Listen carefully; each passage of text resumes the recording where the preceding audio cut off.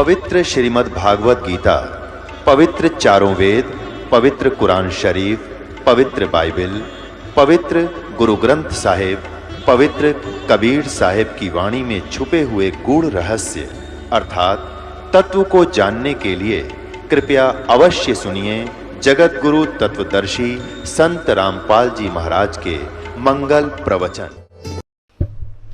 बोलो सतगुरुदेव की जय। बंदी छोड़ कबीर साहेब की जय।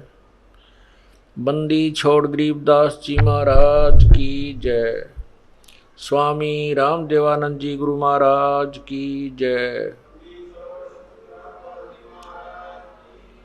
सर्व संतों की जय, सर्व भक्तों की जय, धर्मी पुरुषों की जय, श्री काशी धाम की जय, श्री छुडानी धाम की जय, श्री करोथा धाम की जय, श्री बरवाला धाम की जय। सत सोही ग्रीव नमो नमो सतपुरुष को नमस्कार गुरु की नहीं। सुर नर मुनि जन साधुआ संतों सर्वस दीन। सतगुरु साहेब संत सब है दंडोतम प्रणाम। आगे पीछे मध्य हुए तिनको जा कुर्बान। नराकार निर्विषम काल जाल वंदनम। निर्लेपम निज नीरगुणम अकल अनुबे सुन दुनम। सोहम सुरति समाप्तम सकल समाना नीरतलय। उज्ज्वल हिरंबर हरदमम बेपरवा था है वार पार नहीं मध्य तुम। ग्रीव जो सुमर सिद्ध होई गणनायक गलताना। करो अनुग्रह सोई पारस पद परवाना। आदि गणेश मनाऊं गणनायक देवन देवा। चरण कमल लो लाऊं आद अंत करु सेवा। परम शक्ति संगीतम रिधि सिद्धि दाता सोई। अवगत गुण अतीतम सत्पुरुष निर्मोही। जगदम्बा जगदीशम मंगल रूप मुरारी। तन मन अर्पों शीशम भक्ति मुक्ति भंडारी। सुर नर मुनि जन ध्यावें ब्रह्मा विष्णु महेशा। शेष सहस मुख गावें पूजें आद्य गणेशा। इंद्र कुबेर सरीखा वरुण धर्म राय ध्यावें। समर्थ जीवन जी का मन इच्छा फल पावें। 33 कोटि अदारा ध्यावें से 88। उतर बहु जल पारा कट है यम की फांसी। 33 कोटि अदारा ध्यावें से 88। उतर बहु जल पारा कट है यम की फांसी। सत सोही कर जोरूं विनती करूं धरूं चरण पर शीश। गुरु राम देवानंद जी महाराज ने दियो नाम बख्शीश। कोटि कोटि सिजदा करूं कोटि कोटि प्रणाम। चरण कमल में राखियो मैं बांदी जाम गुलाम। अवगुण किए तो बहुत किए करत न मानी हारी। बावे बंदा बख्श दियो बावे गर्दन उतार। जय इब कै सतगुरु मिले सब दुख आँखों रोए।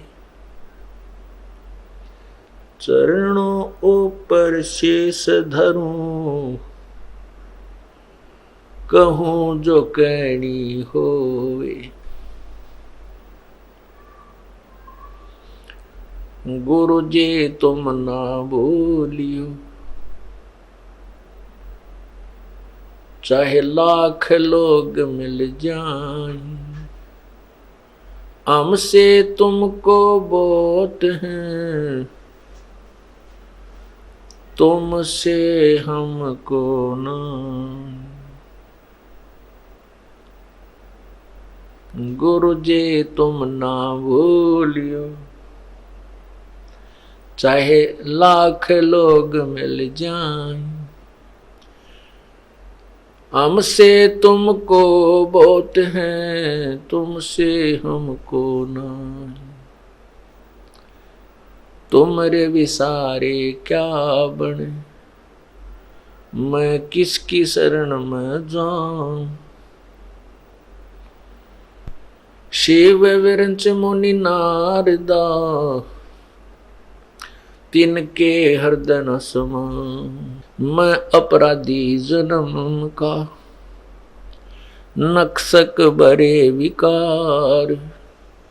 तुम दाता दुख बंजना, मेरी करो संभार। पूर्ण ब्रह्म कृपा निदान, सुन के सो करतार। गरीब दास मुझ दीन की, रखियो बहुत संभार।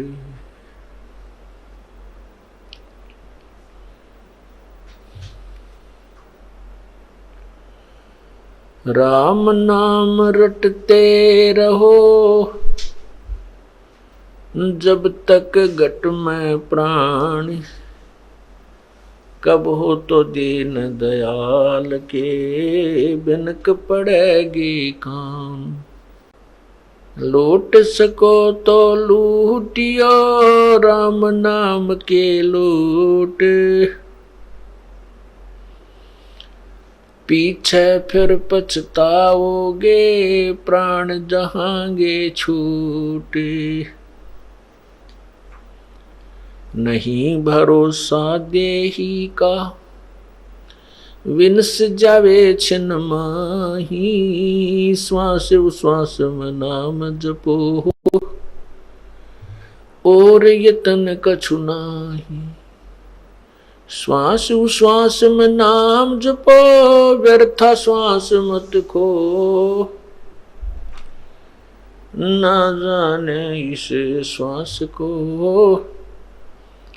आवण ओक न हो। कभी वो पृथ्वीपति चकवे गए, जिनके चक्र चलंत। रावण सरीखे कौन गिने, ऐसे गए अनंत। पहले गए ना बावड़े, रहते भी सब जाही। बिन सायब की बंदगी, कहीं ठोर ठिकाना नहीं। जैसा मोती ओस का, ऐसी तेरी आव। गरीब दास करो बंदगी, बोर न ऐसा दाव। मानुष जन्म दुर्लभ है, ये मिले न बारंबार। तरवर से पत्ता टूट गिरे, वो बोर न लगता डर।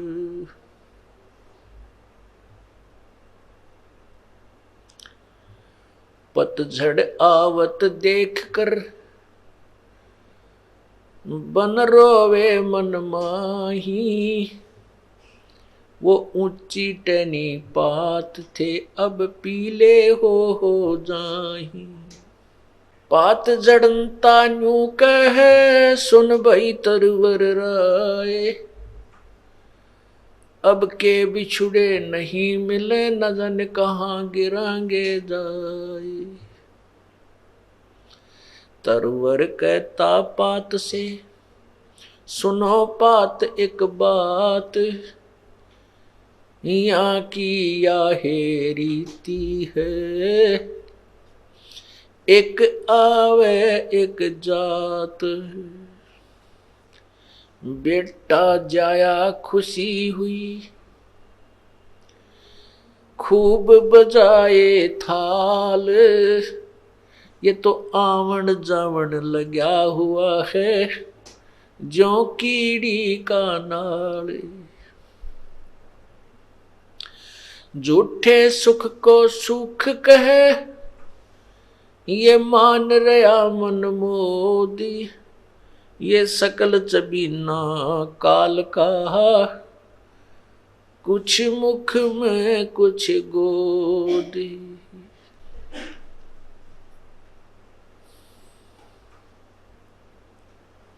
परमपिता परमात्मा बंदी छोड़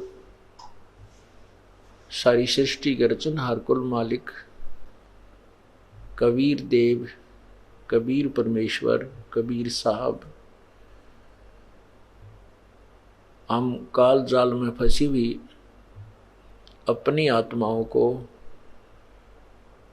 अपने निज घर की खबर, जानकारी, उस सतलोक का ज्ञान स्वयं ही बताने के लिए आते हैं। हमने अपने पैर पर स्वयं ही कवाड़ा मारा था, अपने पैर को आप ही काटा था, अपने परमपिता से हम दूर हुए थे। इस काल की इस नाटकबाजी को, ड्रामाबाजी को जो ये तप कर रहा था वहाँ पर सतलोक में, उसको देख करके हम इस पर आसक्त हुए थे। अपने परमात्मा से हमारी श्रद्धा हट गई थी, इसके अंदर हमारी आसक्ता बढ़ गई थी, हम अपने पतिव्रता धर्म से गिर गए थे। और जब पतिव्रता धर्म से गिर जाते हैं आत्मा, उसका कहीं ठिकाना नहीं होता। हम अपने परमपिता से आस्था हटा करके इस काल भगवान ज्योति निरंजन ब्रह्म के ऊपर आसक्त हुए और उस जरा सी भूल की आज हम कितनी यातनाएं सह रहे हैं, कितना कष्ट उठा रहे हैं।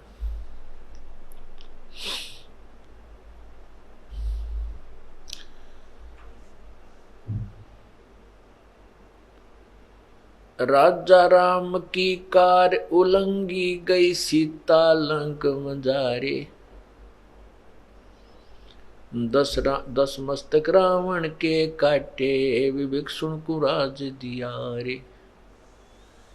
परमात्मा बंदी छोड़ कबीर परमेश्वर हमें याद दिलाते हैं कि जैसे यहाँ की जो कथाएं आपने सुन रखी है, क्योंकि हमारा धर्म पवित्र धर्म में जन्म हुआ, बचपन से ही हम जो कथाओं की, जिन भगवानों की महिमा हम सुनने लगे थे, वो हमारे हृदय में समाई हुई हैं। उन्हीं के उदाहरण से हमें समझाने की चेष्टा करते हैं परमात्मा कि जैसे सीता जी ने जो लक्ष्मण जी ने कार लगाई थी कि इस रेखा के बाहर मत आना, इस रेखा से बाहर मत जाना, सीता जी को कहा था जब तक हम वापस नहीं आए तब तक आप इस रेखा से बाहर नहीं आना। अब सीता जी ने रावण को ना पहचान कर, वो एक साधु वेश में था और उसकी बातों में आकर के सोचा था कि इस रेखा से थोड़ा सा दूर जाऊंगी, इसमें क्या फर्क पड़ता है।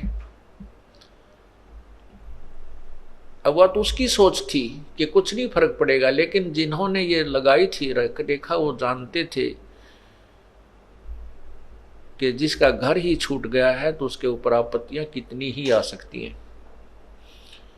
जिसका राज भी छूट गया है तो उस पर आपत्तियां और भी बहुत आ सकती हैं। लेकिन सीता जी ने उनकी बातों के, उनके वचनों का उल्लंघन किया, परवाह नहीं की और उसके प्रतिफल में कितना कष्ट उठाया।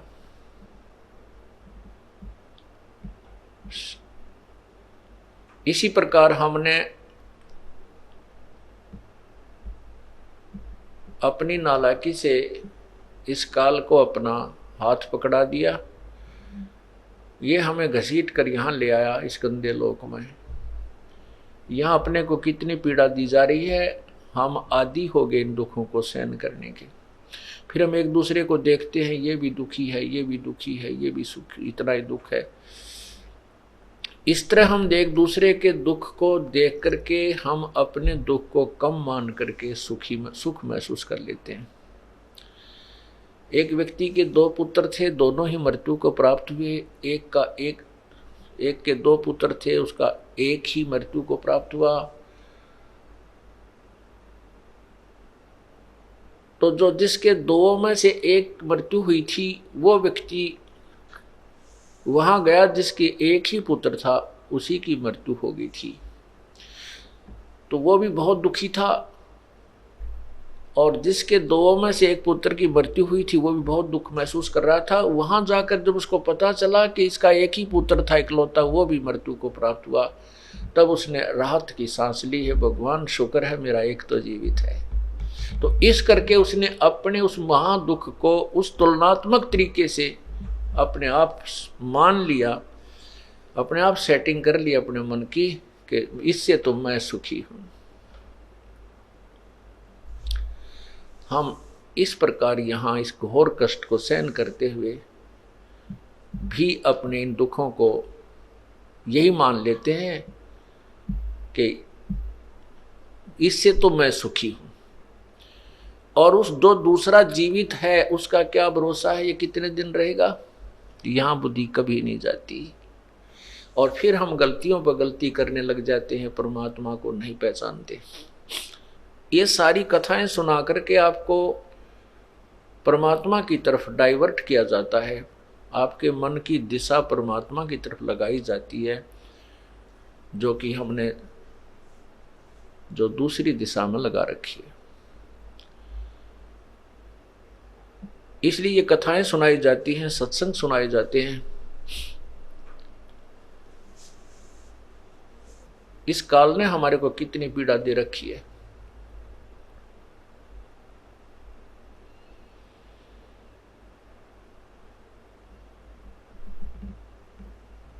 एक किसी भी पशु पक्षी के जीवन को आप देखिए, सर्दी का मौसम, दिसंबर जनवरी का महीना, और कुत्ते तथा कुतिया की योनि प्राप्त हो, शरीर प्राप्त है, गली में बाहर बैठा हुआ है, ऊपर से शीत लहर चल रही है, कभी हल्की हल्की वर्षा भी हो रही है, कभी तेज भी हो रही है, ओले भी गिर जाते हैं, और उस प्राणी को कहीं छुपने को स्थान नहीं है। जब वो 8 कमरे बना करके 8 कक्ष की कोठी में रहता था, 4 नीचे 4 ऊपर, फिर तीसरी अटारी कारों में चलता था, एक परमात्मा के नाम बिना, प्रभु की भक्ति के बिना आज वो नादान प्राणी कितना कष्ट उठा रहा है। सारी रात तो रिहर्सल हुई, सर्दी आई, ऊपर से वर्षा आई, वहां से उठकर भाग गया, फिर ओले आ गए, फिर भाग गया, कहीं पर भी उसको कोई स्थान नहीं मिला छुपने का। खूब पीड़ाएं सहन करी, किसी मोटर गाड़ी के नीचे या बैलगाड़ी के नीचे घुस के उसने अपनी जान बचाई। सुबह हुआ, भूख लगी, किसी का दरवाजा खुला, दाव सा लगा करके अंदर पहुंचा, अंदर जाकर के रसोई की तरफ घुसा, क्योंकि महक आती है उसको अन्न की रसोई में। अब उसको रसोई में कौन जाने दे,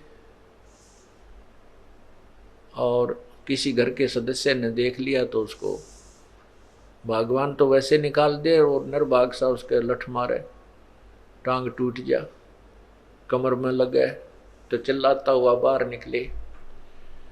फिर वो भूख समाप्त तो नहीं हुई, लेकिन पीड़ा अधिक बढ़ जाने से थोड़ी देर भूख को भूल जाता है।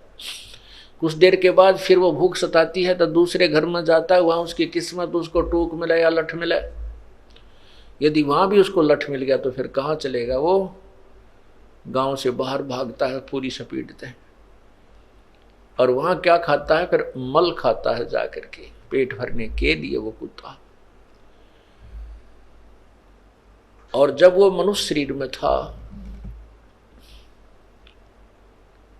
उसको कितना है भगवान का ज्ञान समझा लेते, कितनी बार समझाते, लेकिन उसके जू नहीं रेंगे थी, उसका जच्चा नहीं थी, यकीन नहीं, विश्वास नहीं होता था कि तेरे साथ या बिरान माटी होगी, तेरी ये दुर्गति भी हो जाएगी। पुण्यात्माओं, हमारी सोच एक जीव की है। चाहे हम कितने बुद्धिमान समझते हैं अपने आप को, चाहे हम कितने ही अक्षर ज्ञान युक्त, चाहे हम MA PhD कर लेते हैं, कितने बड़े डॉक्टर बन जाते हैं, लेकिन हम परमात्मा जैसी सोच, संत जैसी सोच नहीं रख सकते, क्योंकि हमारा क्षेत्र, हमारा जो विषय ही अलग हो जाता है, हमारी लाइन ही अलग होती है। संत और परमात्मा जो है उनके द्वारा दिया हुआ ज्ञान, क्योंकि संत परमात्मा का दिया हुआ ज्ञान ही बताता है और परमात्मा का ज्ञान कभी गलत नहीं हो सकता। हम चाहे अपनी जो बुद्धिमत्ता जिसको हम पूर्ण मान सके उसके आधार पर भले ही हम भगवान की बहुत सी क्रियाओं को रिजेक्ट कर देते हैं, लेकिन वो हमारे रिजेक्ट कर देने से वो रिजेक्ट नहीं होती। इसलिए हमने परमात्मा की प्रत्येक वाणी पर ध्यान रखना चाहिए, विचार अमल करना चाहिए, उनको सत्य माननी चाहिए। परमात्मा क्या बताते हैं,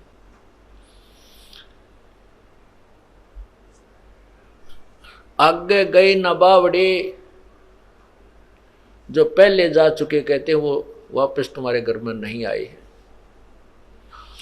और रहते भी सब जाही, बिन साहेब की बंदगी कहीं ठोड़ ठिकाना नहीं। पूर्ण परमात्मा, साहेब का अर्थ होता प्रभु। ये भाषा भिन्न होने से कोई गॉड कहता है, कोई रब कहता है, कोई अल्लाह कहता है, कोई हम साहेब परमेश्वर राम कह देते हैं। तो सही मायनों में राम कौन है, क्योंकि हम जिस राम की तरफ संकेत करते हैं, हम जिस अल्लाह की तरफ संकेत करते हैं, गॉड की तरफ संकेत करते हैं, वो कबीर गॉड है, वो कबीर साहब है, कबीर परमेश्वर है, वो अल्लाह कबीर है, अल्लाह अकबर है। और ये कबीर अल्लाह वही है जो काशी में 120 वर्ष तक एक जुलाहे की भूमिका तथा एक महान कवि की भूमिका करके सहस्री राय थे, सहस्री चले गए। अब राम की परिभाषा, डेफिनेशन ऑफ गॉड भी हमें आज तक किसी संत ने नहीं बताई। किसी संत का मीन जो हम जिन संतों से परिचित थे। वैसे तो जिन महापुरुषों ने परमात्मा के साक्षात्कार हुआ, भगवान के दर्शन हुए हैं, उन्होंने तो वही यथार्थ ज्ञान दिया है जो प्रभु ने स्वयं बताया था। उन संतों को छोड़कर जिन्होंने परमात्मा का साक्षात्कार हुआ है और स्वयं परमात्मा प्रभु ने आकर के, साहेब ने आकर जो ज्ञान दिया, उसके अतिरिक्त अन्य ऋषियों, महर्षियों और संतों को तो परमात्मा की परिभाषा का भी ज्ञान नहीं था। इसी कारण से हम राम कहते हैं। जैसे आपको कथा सुनी थी कि पीपा जी एक राजा था, वो फिर संत बन गया। एक शहर में गया हुआ था, वहाँ एक मुसलमान तेलन थी। उसको साधु, उस पीपा जी ने कहा कि बेबे राम बोल, राम राम।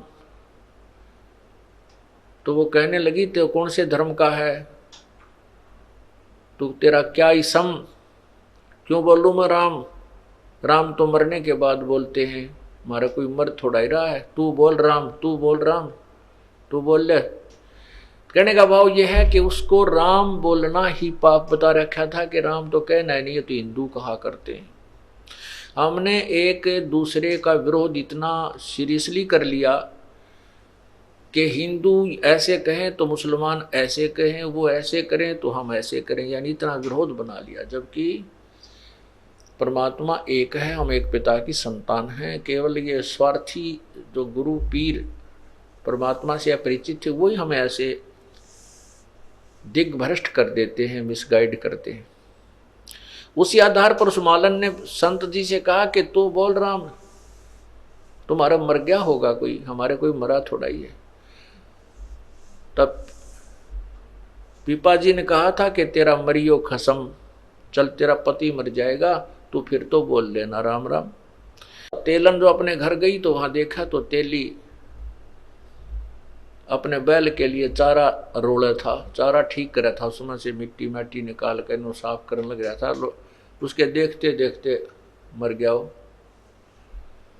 फिर वो लागी रोन बुरी तरह, लाओ किताब बोलो राम। तब पीपा जी कहने लगे, ले माई अब बोल भगवान का नाम। अब तो बोलेगी ना कि परमात्मा का नाम तो ले ले कुछ थोड़ी बहुत देर, यही कारण सही। तब उसके पैर पकड़े, पीपा जी मुझे माफ करो। तब उसने कहा, नालायक, भगवान एक है, हमने दो बना लिए। उसी समय तेली को जीवित कर दिया। उसके बाद उस तेली परिवार ने वो रूढ़िवादिता त्याग दी और सत्य भक्ति स्वीकार की। तो हमने भाषाहीन होने से कोई राम कहता है, कोई अल्लाह कहता है, कोई बात नहीं। भाषाहीन होने से कोई दिक्कत नहीं, राम कहो चाहे अल्लाह को, गॉड कहो, रब कहो, खुदा कहो। तो वो कौन है, उसकी परिभाषा क्या है? प्रभु की जो परिभाषा है, सबसे पहले तो ये कि जैसे जिस भी प्रभु में जितनी शक्ति है वो उतना ही स्वामी है, उतना ही मालिक है। जिस प्रकार एक जिले के अंदर डिप्टी कमिश्नर होते हैं, वो भी साहब हैं, वो भी मालिक हैं अपने एक डिस्ट्रिक्ट के। फिर कमिश्नर भी साहब है, वो 4-5 डिस्ट्रिक्ट्स के ऊपर होता है, जिलों पर। फिर मंत्री साहब होता है, वो एक विभाग में मालिक है। फिर मुख्यमंत्री साहब होता है, वो एक स्टेट प्रांत में मंत्री साहब होता है, वो भी मालिक होता है। साहब मीन प्रभु, स्वामी। राम उसको अल्लाह कहो चाहे स्वामी कहो। और प्रधानमंत्री बहुत से राज्यों पर, बहुत से स्टेट्स के ऊपर मालिक होता है। और राष्ट्रपति पूरे राष्ट्र पे जो है ओवरऑल कंट्रोलर होता है, तो वो भी साहब है। राष्ट्रपति साहब, प्रधानमंत्री साहब। तो अब हम जैसे यहाँ ब्रह्म बोला जाता है, वैसे ब्रह्म का अर्थ भगवान होता है, ब्रह्म कहो। अब यहाँ जैसे कोई भी किसी ऑफिस में काम करते हैं, जैसे हम ऑफिस में काम करते थे, दास जेई लगा हुआ था, तो एक्शन ऑफिस में जाते थे तो वहाँ के क्लर्क लोग यही बोलते थे कि साहब का ऐसा आदेश है, साहब ने ऐसा कहा।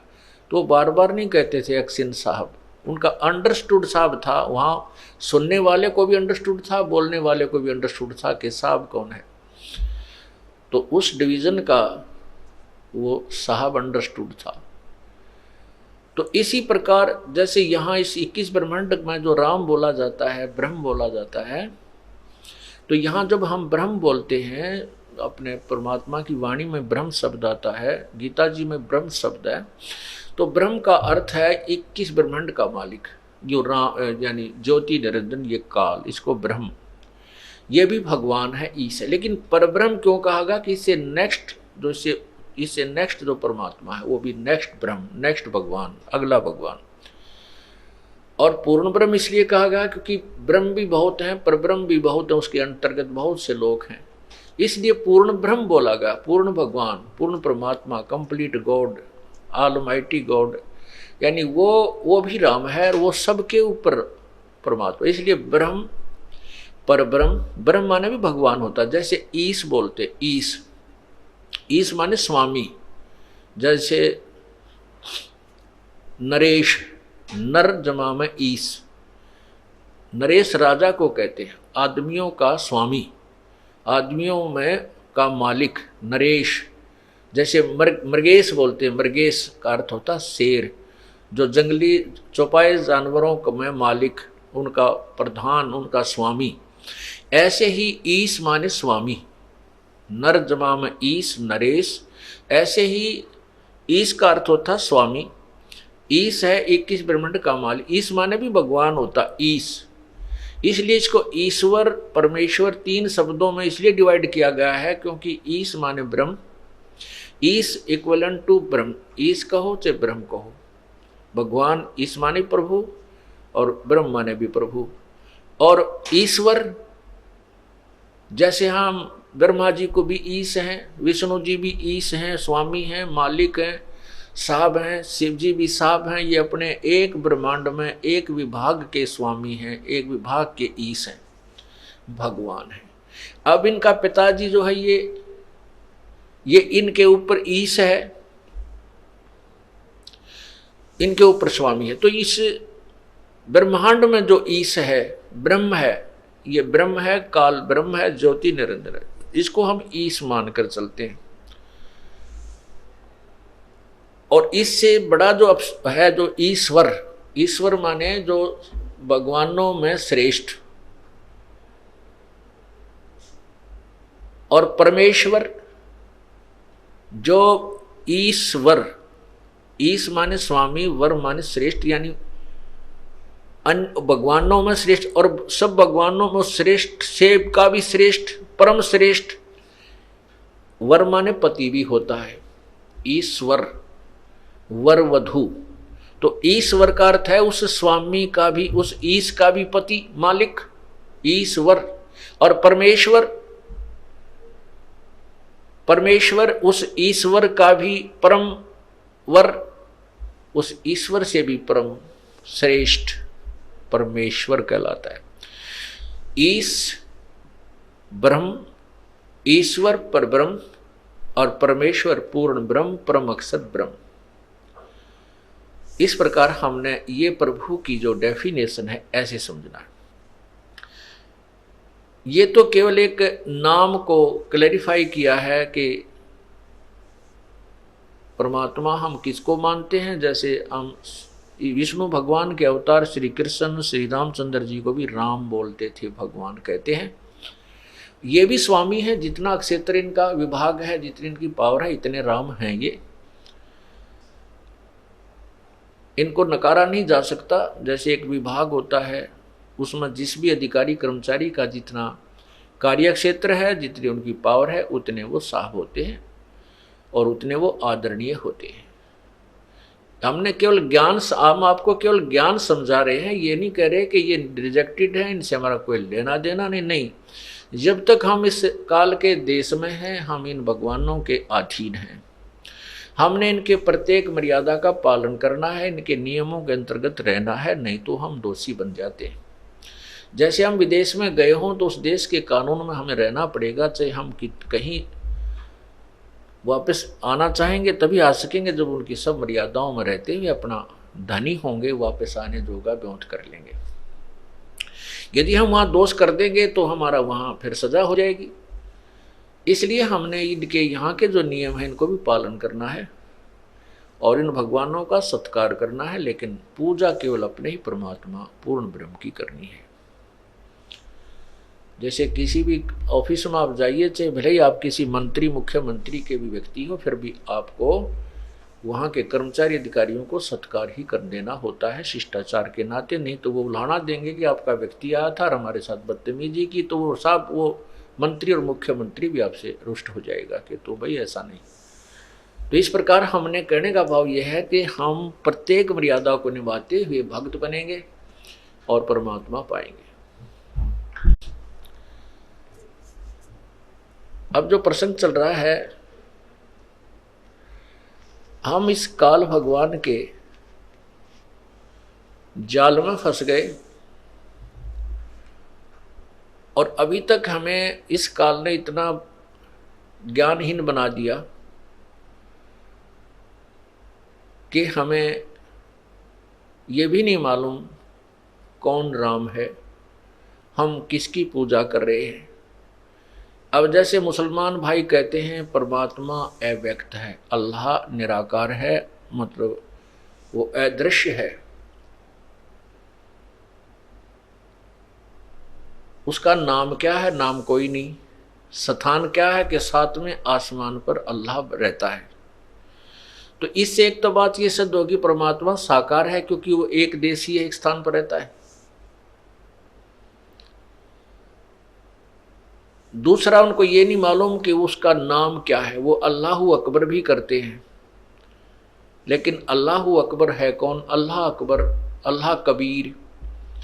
जैसे भाषा होती है, इसमें कबीर को अकबीर, जैसे अपनी संत भाषा में क्या बोलते हैं? स्थान को अस्थान, स्थिर को अस्थिर, ऐसे एक एक्स्ट्रा ए लग जाता है। जैसे कबीर को अकबीर, अल्लाह को अल्लाहू भी बोल देते, अल्लाहू, अल्लाहू कबीर अकबर। तो अल्लाहू अकबर कहने लगे, अकबर, अकबर का अर्थ भी कबीर है।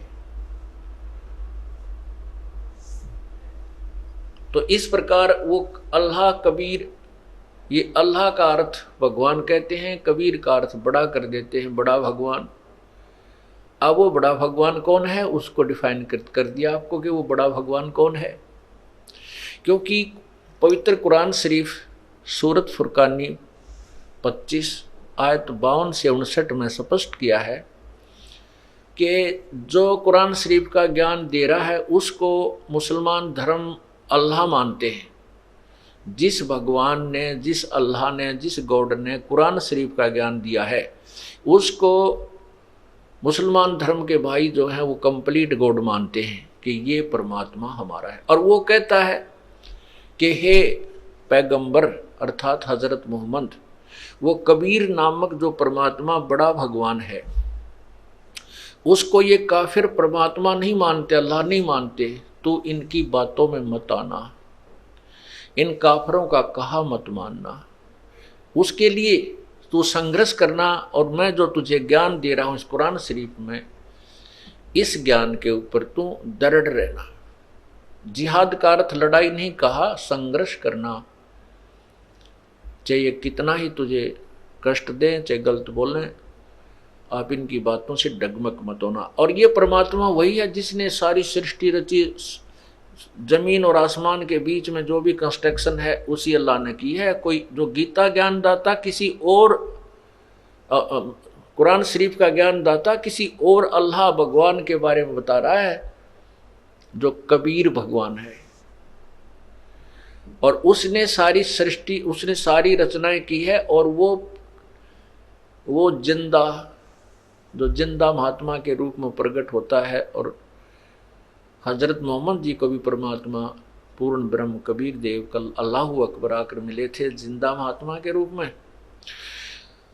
तो उसी के लिए 52 आयत नंबर 58 में कहा है कि वो जिंदा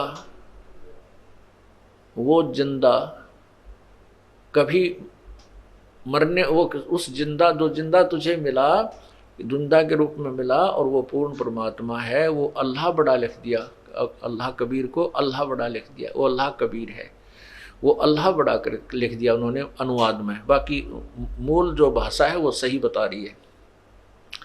और वो कभी मरने वाला नहीं है, और वो अपने बंदों के गुनाहों से बाखबर है, खूब परिचित है, वो उनको अक्षमा कर देता है।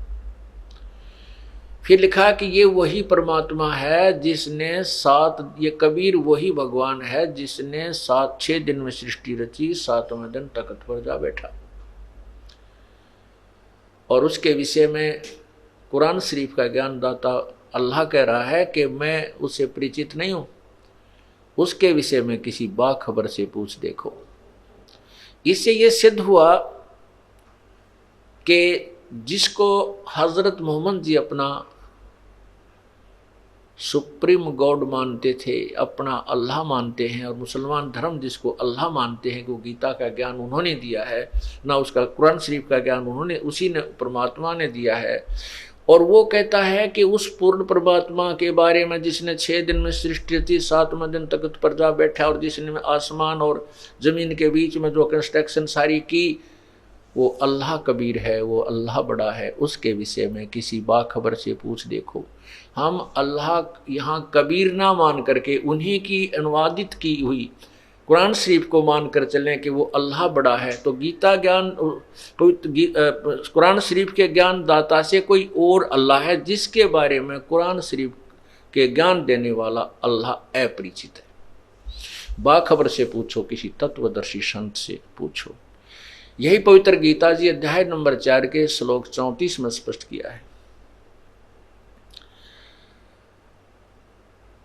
कि उस तत्व ज्ञान को जो गीता अध्याय नंबर 4 के श्लोक 32 में स्पष्ट किया है कि उस पूर्ण परमात्मा ने अपने मुख्य ज्ञान में अपने ही मुखारविंद से पूर्ण परमात्मा भक्ति के बारे में बहुत से विवरण दिए, यानी तत्व ज्ञान में बहुत सा विवेचन दिया हुआ है। उसके बारे में, उस तत्व ज्ञान के बारे में किसी तत्वदर्शी संतों से पूछो, उनको दंडवत प्रणाम करो और कपट छोड़कर उनसे प्रसन्न करो। फिर वो तत्वदर्शी संत तुम्हें उस परम पिता के विषय में ज्ञान देंगे। फिर वैसे करना जैसी होगी। कहें इसे सिद्ध हो गया कि गीता ज्ञान दाता जो गीता जी में ज्ञान दे रहा है, जिसको पवित्र हिंदू समाज सुप्रीम गॉड मान रहा है, श्री कृष्ण जी ने गीता बोली, श्री कृष्ण जी। वैसे तो श्री कृष्ण जी ने गीता में एक शब्द भी नहीं कहा। जो सारा ज्ञान काल ने बोला है, जो श्री कृष्ण जी में प्रवेश करके बोल रहा था। फिर भी हम ये सोचकर माने कि कृष्ण जी ने ही बोली थी, तो श्री कृष्ण जी तो कह रहा है कि वो कोई और परमात्मा है। इसीलिए 18वें अध्याय के 62वें श्लोक में कहा कि तू सर्वभाव से उस परमेश्वर की शरण में जा, उसकी कृपा से तू परम शांति और शाश्वत स्थान को प्राप्त होगा। 15वें अध्याय के प्रथम मंत्र में श्लोक में कहा है, उस तत्वदर्शी संत की पहचान बताई है कि उल्टे लटके हुए संसार रूपी वृक्ष को जो सर्वांग सहित बता देगा, स वेदवित। उल्टा लटका हुआ संसार रूपी वृक्ष है, इसके ऊपर को जड़ है, वो पूर्ण परमात्मा है, परम दिव्य परमेश्वर है, और नीचे को तीनों गुण रूपी शाखा है। और जो इनको सभी अंग बताएगा, तना कौन रूप भगवान है, डार कौन है, पत्ते कौन है, स वेदवित, वो तत्वदर्शी संत है, वो वेद के तात्पर्य से पूर्ण परिचित है। तो परमात्मा ने स्वयं आकर के वो बताया था, अक्षर पुरुष एक पेड़ है, निरंजन वा की डार, तीनों देवा शाखा है, ये पात रूप संसार। जैसे तना जमीन से बाहर दृष्टि गोचर है, तना तो अक्षर पुरुष अर्थात परब्रह्म है। तने से आगे चल के एक डार मोटी निकलती है, बहुत सी डारें निकलती हैं, उनमें से एक डार मोटी, उसको ब्रह्म क्षर पुरुष समझो। और उस डार के आगे 3 शाखा हैं, रजगुण ब्रह्मा, सतगुण विष्णु, तमगुण शिव जी। और आगे जो पातरूप संसार, आगे और जो पत्ते हैं वो हम लटके हुए हैं। तो जो मूल है, जड़ है उस पूर्ण परमात्मा की, वो पूर्ण ब्रह्म है, जिससे सारे पौधे को, पूरे वृक्ष को आहार प्राप्त होता है।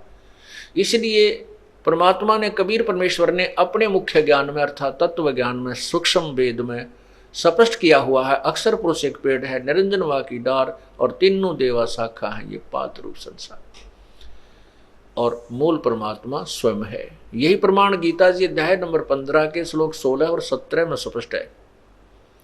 16 में क्षर पुरुष और अक्षर पुरुष ये 2 भगवानों के विषय में कहा है, और इनके विषय में बताया है कि ये भी नाशवान है, इनके जितने भी इनके शरीरधारी प्राणी हैं वो भी इनके लोकों में नाशवान है, आत्मा नहीं मरती। 17वें श्लोक में कहा 15वें अध्याय के में कि उत्तम पुरुष है तू अन्य परमात्मा इति उद्धारते, ये लोक त्रयम अविश्य विभर्ति अव्यय ईश्वर है, जो तीनों लोकों में प्रवेश करके सबका धारण पोषण करता है और सबका मालिक है। इन दोनों से भी जो उत्तम भगवान है वो तो कोई और है, वो पुरुषोत्तम है। 15वें अध्याय के 18वें श्लोक में जो कहा है गीता ज्ञानदाता ने कि मुझे तो लोकवेद के आधार पर पुरुषोत्तम मानते हैं, मैं पुरुषोत्तम नहीं हूं, पुरुषोत्तम तो कोई और है। तो कहने का भाव यह है कि पुण्यात्माओं, ये नहीं कहा जा सकता कि वेद और गीता और पुराण कुरान ये झूठे हैं? नहीं, इनमें ज्ञान उसी सत्र का है जैसे मैट्रिक के सिलेबस में, 10वीं के सिलेबस में 10वीं तक का ही उसमें नॉलेज होता है, बीए और एमए का नहीं होता, उसके लिए बुक्स अलग बनी होती है। सिर्फ इतनी सी बात है कि हम पहले जो पढ़ाई पढ़ रहे हैं वो तो पढ़ चुके, अब आगे पढ़ना है, अपने नेक्स्ट क्लासेज में होना है। ये जो पढ़ाई आप पढ़ रहे हो अर्थात जो साधनाएं आप करते रहे अभी तक कर रहे हो, ये तो जन्म और मृत्यु 84 लाख योनियों में एक बहुत लंबा प्रोसीजर बना रहेगा।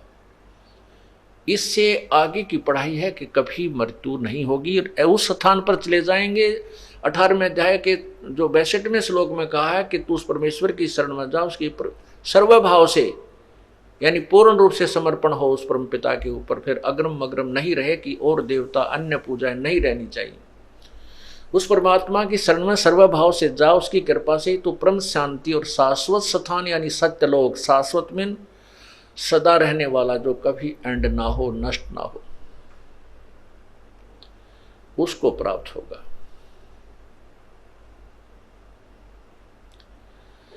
अब हमने वो पढ़ाई पढ़नी है जो कभी नष्ट ना हो, जो हम कभी मृत्यु में ना आवे।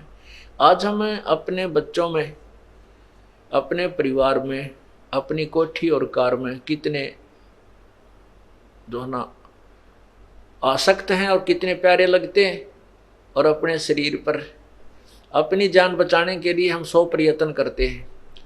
बीमारी हो जाती है, अच्छे डॉक्टर से दिखाते हैं, चाहे लाखों रुपए लग जाएं, चाहे ज़मीन भी बेचनी पड़ जाए, चाहे घर भी बेचना पड़ जाए, जीवन की रक्षा करने की चेष्टा करते हैं। तो ऐसा क्यों करते हैं? क्योंकि जीवन हमें बहुत प्रिय है और हम मरना नहीं चाहते। क्यों नहीं मरना चाहते? जब पता है कि हम मरेंगे अवश्य। और फिर भी ऐसी भावना, ऐसा हमारे अंदर क्यों है? क्योंकि हम ऐसे स्थान पर रहा करते थे जहां हम कभी मरते नहीं थे। अब हमें यह मरना अच्छा नहीं लगता, तो अब हम उसी स्थान को पुनर्प्राप्त करने की चेष्टा करेंगे जहां से हम बिछुड़ कर आए हैं, जहां सब सदग्रंथ गवाही दे रहे हैं, सब संत गवाही दे रहे हैं कि वहां जाने के बाद फिर संसार में लौटकर कभी नहीं आते और वहां सदा अमर रहते हैं। वहां ना वृद्ध अवस्था आती है, वहां वृद्ध अवस्था नहीं आती है। जो सबसे भयंकर दुख है वृद्ध अवस्था में, मृत्यु का तो दुख है ही है, लेकिन वृद्ध अवस्था उससे भी बुरी है। अब तो हम मरने से डरते हैं और वृद्ध अवस्था आ जाती है, जो प्रार्थना करते हैं भगवान माटी संगवा दे। क्यों? कभी कड़मा दर्द, कभी शर्मा दर्द, कभी जाड़ दुख है, कभी बीपी आई, कभी लो हो गया, कभी सांस नहीं आंदा, दमा हो गया, खांसी होगी, तो आप पर हाथ जोड़ने पड़े, भगवान हमने ठा दे। क्यों? जब तक कति पीड़ित होकर दुख मानकर अंत हो लिया ना, को घर में संभाल दिया, सुबह पानी दर्जा रोटी दे जा, काम करने वाले बच्चे कोई खेत में, कोई कितने शाम तक बूढ़ा पड़ा रहे, तो इस तरह कहने का भाव ये है कि ये और कष्ट तो ये वहां नहीं है, बुरा वृद्धावस्था नहीं उस लोक में। बाकी शरीर हमारा ऐसे ही है, ऐसे ही परिवार है, वहां कोई दर्द नहीं, कोई दुख नहीं, कोई कष्ट नहीं, कोई रोग नहीं, कोई मृत्यु नहीं। तो उस लोक की चाह क्यों नहीं बनाते हम? क्योंकि हमें उसका पता ही नहीं। हमें उसका अब बता रहे हैं, क्योंकि बताने वाला एक कबीर भगवान और उसके संतजन, और मिसगाइड करने वाले लाखों करोड़ों और अरबों। तो हमने वहां जाने की चाह बनती नहीं और विश्वास नहीं होता कि वैसा भी होगा कहीं स्थान। तो फिर हम इसी जन्म मृत्यु में पड़े रहना उचित समझ लिया और यही जी ला लिया हमने, यही अपना मन रमा लिया। एक भक्त को ऐसे ही समझा रहे थे, वो दूसरा और बैठा था, वो सुन रहा था यही सतलोक की बातें। तो उसने काफी देर सुनने के बाद कहने लगा, महाराज जी, हम वैसे तो आप जो बता रहे हो या शायद तो अजीबो गरीब कथा कभी किसी ने सुनाई नहीं, तो और मैं ऐसा व्यक्ति हूँ, मैं जिस मार्ग पर लगता हूँ उसको कंप्लीट करके छोड़ता हूँ, चाहे मैंने कितना ही प्रयत्न करना पड़े। और मुझे ये भय लग रहा है कि यदि मैं आपसे नाम ले लूँ और मैं सिर धड़कीबाजी लगाता हूँ प्रत्येक काम पर, उसके तह तक पहुँचता हूँ, और कहीं मैं स्पीड से सतलोक पहुँच जाऊँ और वहाँ कोई भी ना पावे, मेरा जी ना लगे, वहाँ कोई भी ना हो, मेरा अकेले का दिल ना लगे, फिर मैं दुखी हो जाऊंगा। इसलिए मैं आपका नाम नहीं लूँगा। इस ज्ञान, इस मार्ग को मैं स्वीकार नहीं करना चाहता। अब ये तो कुछ तो उसकी बकवाद बड़ी बातें थी, क्योंकि जो भगवान नहीं चाहता वो अपनी कुछ सोच अधूरी सधूरी, कुछ उसमें उसकी बुद्धि यहीं तक काम करे थी। तो मैंने कहा भाई यहाँ कौन सा सुख मान रहा है, चल तो यहाँ ईब तो सुखी है, मान रहा अपने आप को, और फिर गधा कुत्ता सूअर बन जावांगे, फिर यहीं आके क्या टिंडे लेगा।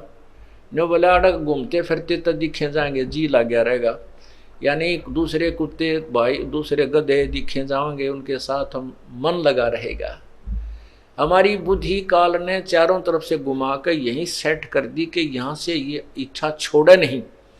और परमात्मा कहते हैं जहाँ आशा ता बासा हुई, मन कर्म वचन सुमरियो सोई।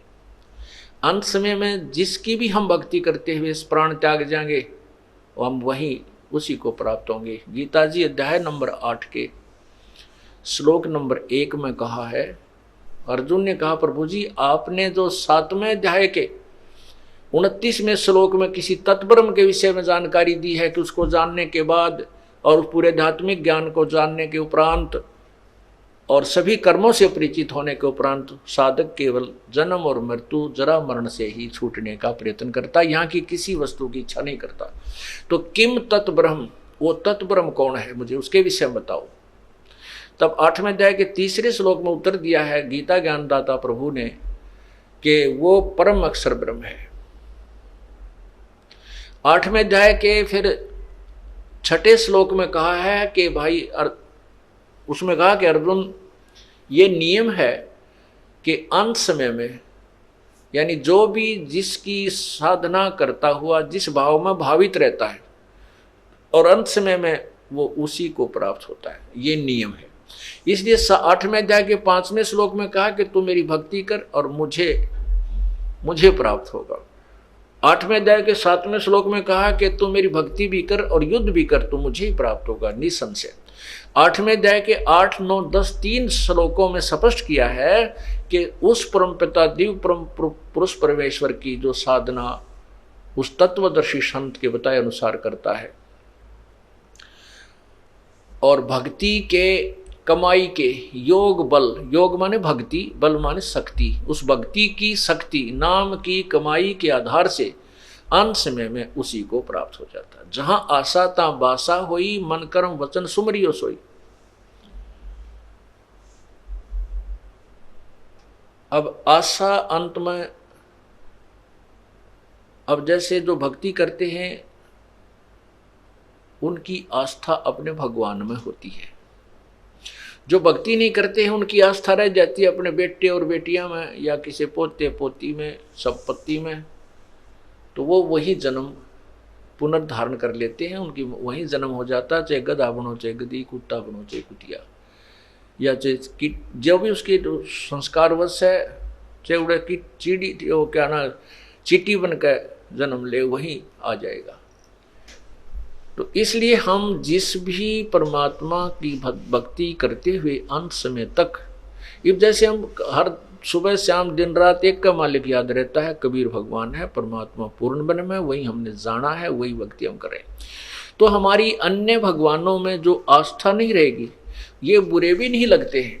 गीता जी में बताया है 2 अध्याय के 46वें श्लोक में कि बहुत बड़े जलाशय की प्राप्ति के उपरांत पूर्व आधारित, जिस पर हम पहले आधारित थे, उस छोटे जलाशय पे, छोटे से जोड़ी पे, एक तलैया पे, जो जिस पर हम आधारित थे, उस पर हम इतना उसका पता था कि इसमें इतना ही जल है, हो सकता है ये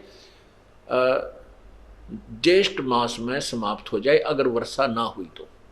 फिर हम उस जल के अभाव से दुखी हो जाते थे, हो सकता उसका पानी की सीमा का पता था। जैसे हमारे गांव में, आसपास सबके गांव में जोहड़ होते थे, वो छोटे होते थे और उन जोहड़ों में, तालाबों में जल कई बार तो इतना सूख जाता था कि नहर से, आसपास नहर होती तो उससे डाला जाता था, वर्षा सीजन तक भी नहीं पहुंच पाते थे। तो यहाँ ये बताते हैं कि ऐसे तालाब के स्थान पर, ऐसे जलाशय के स्थान पर बहुत बड़ी झील जिसमें चाहे 10 वर्ष भी वर्षा ना हो तो भी जलना समाप्त हो, अगर वो प्राप्त हो जा, उसके उपरांत जैसी आस्था उस जोड़ी पर रह जाएगी, उतनी ही वही सची थी अर्जुन उस व्यक्ति की हो जाती है जिसको तत्व ज्ञान हो जाता है। अन्य ज्ञानों पर, अन्य भगवानों में उसकी इतनी ही आस्था रह जाती है उस पूर्ण परमात्मा के ज्ञान के उपरांत। कितना ऑथेंटिक सटीक उदाहरण दिया है गीता जी में कि जैसे वो जोड़ी जो छोटी थी वह बुरी नहीं लगती, उसमें जल उसमें भी है, काम वो भी चला रही है, उससे भी हमारी प्यास बुझ रही है, लेकिन वो लिमिटेड है। उसकी तो औकात का पता है, उसकी सतिथि का पता, क्षमता का पता है कि ये तो एक सीजन भी पूरा नहीं कर सकती, और बहुत बड़ा झील मिल जाती है, लेक मिल जाती है, तो फिर तो कहना है क्या है। लेकिन फिर भी वह जोड़ी बुरी नहीं है। इसी प्रकार ब्रह्मा विष्णु महेश की जो सतिथि है तो एक जलाशय समझो छोटे वाला, एक तलैया है, और पूर्ण परमात्मा जो है ये बहुत बड़ा दरिया है। दरिया जैसे गंगा दरिया है, कितना निर्मल नीर है, और किसी भी सीजन में उसका जल समाप्त नहीं होता। इस प्रकार कबीर परमात्मा को गंगा दरिया समझें। जैसे दादू साहब जो परिचित हुए उस परम पिता कबीर परमेश्वर की महिमा से, उन्होंने भी यही कहा कि और संत सब कोप हैं और कहते झरीता नीर, दादू अगम अपार है वो दरिया सत कबीर। तो इस प्रकार ये जैसे वो तालाब छोटी तलैया बुरी नहीं लगती। आप अपने आत्मा से सोचना, कई अनजान लोग मिसगाइड करते हैं कि संत रामपाल तो जो है ब्रह्मा विष्णु महेश को छोटे बताता है, हे बताता है, उनको रिजेक्ट करता है, वो पूजा के योग नहीं बताता है। अब उस गीता में उदाहरण दे रखा है, उसी को समझा रहा हूं कि जैसे वो ब्रह्मा विष्णु महेश हमने बुरे नहीं लगते, लेकिन उनकी अक्षमता से हम परिचित हो गए कि ये जन्म मृत्यु में स्वयं भी हैं, इनकी भी जन्म मृत्यु होती है, ये किसी भी पाप कर्म को या कर्म को कम बत्ती नहीं कर सकते।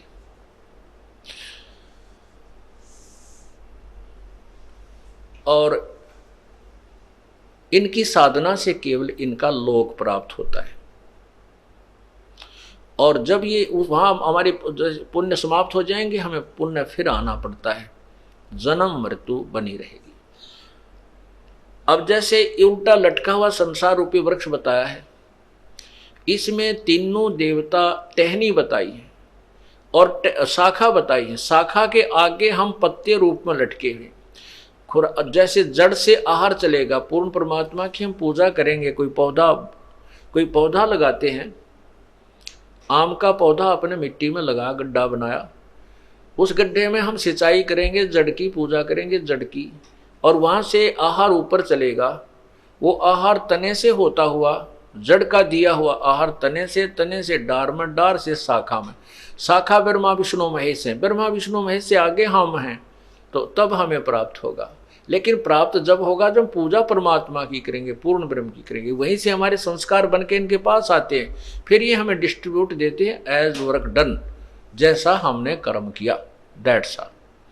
ये बुरे नहीं, ये हम इनसे दूर नहीं, हम इनको छोड़ नहीं सकते, हम इनसे दूर हो ही नहीं सकते, क्योंकि हम इनके लोक में हैं। और ये भी आप और हमारे जैसे ही जीव हैं, ये पीव नहीं है, लेकिन हमसे परम आत्मा है, श्रेष्ठ आत्मा है। जैसे राजा भी मनुष्य होता है, मानव होता है, लेकिन वो अन्य मानव से शक्ति में अधिक होता है, शक्ति में उसके पास पावर्स होती हैं। तो इसी प्रकार हम जीव हैं और ब्रह्मा विष्णु महेश भी जीव हैं, लेकिन ये यहाँ के प्रधान हैं, यहाँ के मंत्री हैं। इनमें और हमारे में इतना अंतर है, हम इनके आधारित हैं। तो इसी प्रकार, और लेकिन हमारा कुल मालिक कबीर परमात्मा है, जिसके ये भी आधारित हैं और हम भी आधारित हैं। इनको पता नहीं उसके विषय में, ब्रह्मा विष्णु महेश को कोई ज्ञान नहीं है कि वो सुप्रीम पावर कौन है। पुण्यात्माओं, क्योंकि हम ब्रह्मा विष्णु महेश जी को इतनी सुप्रीम पावर मान चुके थे, इनके अलावा हम किसी को नहीं मानते थे। इसलिए हम ये कथा जो आपको बताते हैं कि ब्रह्मा विष्णु महेश कंप्लीट गॉड नहीं है, ये पूर्ण परमात्मा नहीं है, तो हमारे मन में धक्क देसी होती है और ये दास की जो स्टेटमेंट आपको रॉन्ग लगती है, गलत लगती है। आपने ब्रह्मा विष्णु महेश के विषय में कहाँ से सुना था? पुराणों से। और पुराणों में स्पष्ट किया हुआ है कि तुम भगवान नहीं हो। ब्रह्मा और विष्णु के विषय में और रुद्र शिव के विषय में जो ब्रह्म है, ये काल कह रहा है कि तुम भगवान नहीं हो। कहते अपने आप को तुमने कैसे भगवान मान लिया? आपको प्रमाण दिखाते हैं।